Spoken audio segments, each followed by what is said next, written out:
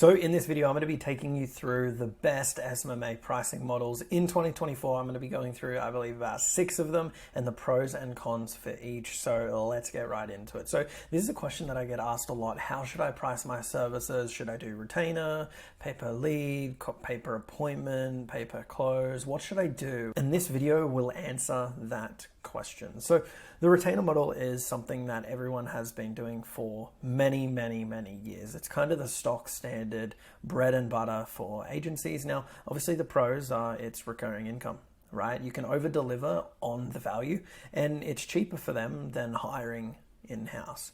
Now, the cons is obviously the time commitment and the commitment of signing an agreement, right? So it is a little bit of an upfront risk for the business owner. And this can be difficult to sell when you're just starting out and when you don't have case studies, right? Because they've got to put the cash up front and trust you with that. And then obviously, you know, it's out of pocket and it can be expensive, right? It can be unaffordable for a lot of small businesses. A lot of small businesses can't afford $2,000 per month plus ad spend. So, you know, it does make it difficult for them. And it is a model that still works to this day. The next one is pay per lead. And I've done this and I've done all of these models. The pay per lead model is very easy to deliver. It's easy to sell and it's easy to market. Right now, it has become a little bit more difficult to market over the last couple of years since everyone's got these guarantees and these crazy offers.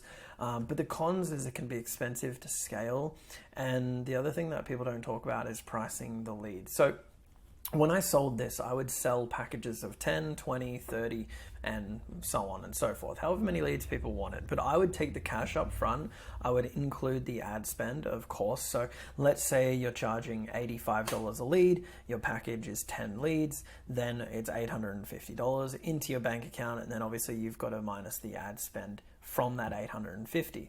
However, the problem is, depending on where you are, and each city, each region, each suburb, like you could be 2 kilometers away, but one area's lead costs $5 and the other one costs $55, right? So there can be a big gap. Sometimes I had leads cost $150 in some places. And of course I kept going.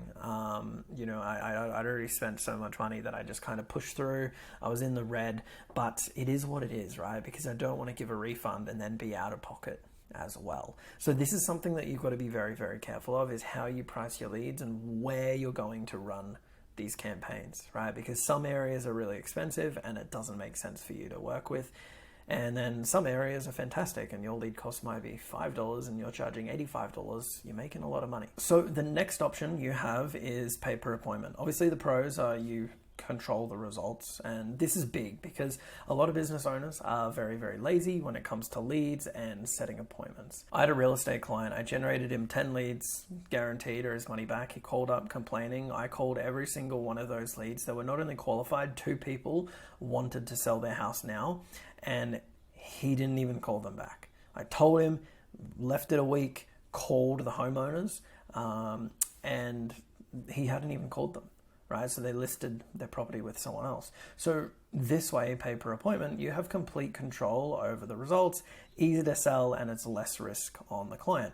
Now, obviously the cons is it's risky to you, right? You've got to make sure that they're very good at closing, you know, delivering a good service, right? So this requires some experience on your part, and also experience on the client's end. You don't want to just go with a new business owner because they have no idea what they're doing. Now, the next one is pay per job or pay per close.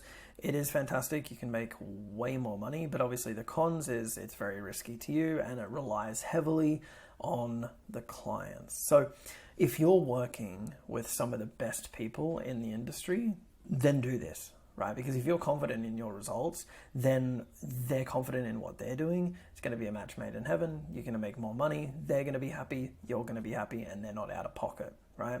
However, if they're not an A+ prospect, you don't even want to talk to them about this because you're relying so much on them that, yeah, it just doesn't work if they're not great. Upfront plus commission. So this could be a base plus commission. Typically, this is like a once-off fee, right? It could be a $2,000, $3,000, $4,000 setup fee plus commission on the back end, right?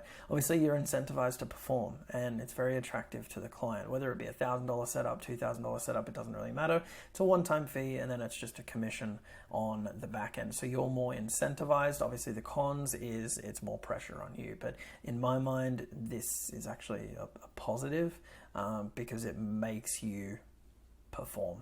So I do really like this model, especially moving into 2024 and 2025. Retainer models it's just, people are seeing this time and time again, and when you're just starting out in the industry, it's very hard to sell unless you've got prior results and experience and you've got a reputation, right? And then the next one is obviously pay in full. Pro is you get paid up front. The cons is it's hard to sell, it's a big risk on the client, and it's most likely going to be split payments, 50%, 70%, 80% of the time. That's what you'll collect, 50% of the cash, and then that's it. Right, so those are the kind of 6 models that you can choose to go with in 2024. The one I really like now is the upfront plus commission. This is the one that I really like and I find most attractive, or pay-per appointment, pay-per close. Right, but with the pay-per close, again, you've got to make sure you're partnering with the right businesses. But if you market yourself as one of these 3 agencies, you will get clients very easily. It's obviously just more pressure on you, and you've just got to be good at what you do. But in my opinion, like, that should be just a given, right? Because at the end of the day, everyone says this is such an easy business model, which it is simple, of course, but it's not easy. You actually have to put in work, and you have to actually be good at what you do. Otherwise, you're not going to be making money for long. So that's it for another video. Very quick today, very short and simple. Thank you so much for watching. If you like this video, please subscribe to the channel, and I'll see you in the next video.